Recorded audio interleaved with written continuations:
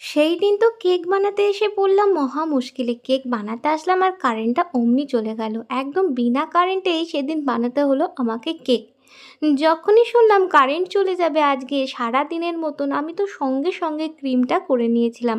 আর তারপরে কোনো রকম মেশিন ছাড়াই আমি হাতে করেই কেকের ব্যাটারটা রেডি করে নিয়েছিলাম। আর তারপরে কুকারে করে কেকটা বানিয়ে নিলাম। তোমরা যদি কেউ চাও যে কীভাবে কুকারে করে কেক বেক করি, তাহলে আমাকে অবশ্যই কমেন্ট করো, আমি একদিন তোমাদের জন্য করে দেখাবো।